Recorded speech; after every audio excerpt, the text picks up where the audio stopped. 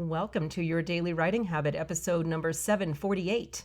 If you are writing a book or thinking about it, or maybe you've started writing your book but you need some help getting it done, you are in the right place. Good morning. Happy Monday, everyone. I'm your host, Christine Whitmarsh. If you're looking for me online, look for Christine Inc., like that stuff we write with. Each day, I'm sharing with you the writing habits I've learned over my 19 years as a ghostwriter, book coach, and author. I have found that three things in particular have a huge impact on your success as an author, and they have the ability to turn the person who says, I could never write a book, how would I do that? To turn that person into a published book author. Those three things are writing fundamentals, productivity, and mindset habits. Here's today's quote. Suspense arises naturally from good writing. It's not a spice to be added separately. Leigh Michaels. And as the quote kind of alludes to, let's have a writing fundamentals episode today, shall we? So I think you've probably all heard of the, but wait, there's more bit on infomercials, right? There's always more steak knives. There's always more things to pack into that 1997. Obviously, the tactic there is to entice the viewer to keep watching, promising them more bang for their buck, or in other words, more value. How can we do that as authors with our readers? Page after page, chapter after chapter, section after section, enticing them to keep turning the page because, but wait, there's more. I thought of three different ways that we do that today. Number one, well-developed characters with steep arcs. And once again, because it's a running theme here on the show, so much of the actual writing of your book and how smoothly it goes can be predicted by the work you put into development. In this case, it means the work you put into creating fully dimensional, dynamic characters who, and this is the important part, who are not the same people at the end of the book that they were in the beginning. Whether in a fiction novel or maybe in a nonfiction book like your memoir, where you are that character who is not the same person at the end that you were at the beginning. Well-developed characters with steep arcs, ones that are so real you feel like they could just walk in the room at any moment. Believe me, they will hold your reader's attention throughout the book because in many ways, your reader will feel like they have a relationship with them. So that's the first, but wait, there's more strategy. Number two, foreshadowing. And this is admittedly one of my favorite writing tactics, the idea of leaving a trail of breadcrumbs for your reader throughout the book.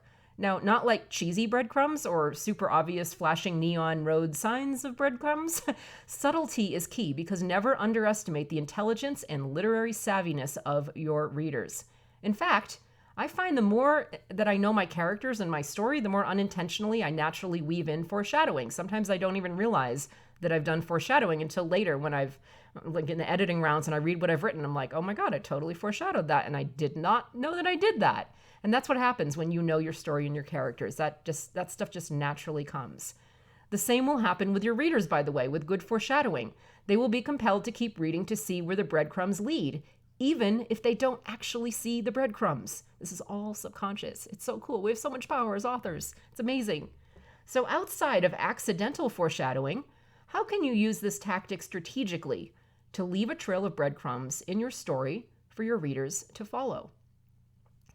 And finally, number three, cliffhangers. And yes, the obvious end of chapter method of gripping your reader's attention so they cannot wait to turn the page.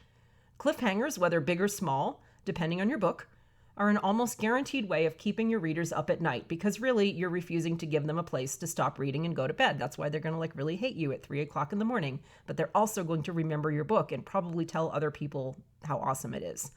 So cliffhangers don't have to be big or dramatic and life and death.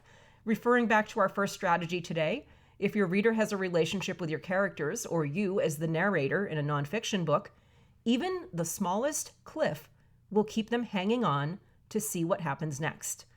And to prove that I'm not just talking about fiction books, one cliffhanger that immediately comes to mind is one I remember at the ends of one of my chapters in my memoir, The Power of the Curve.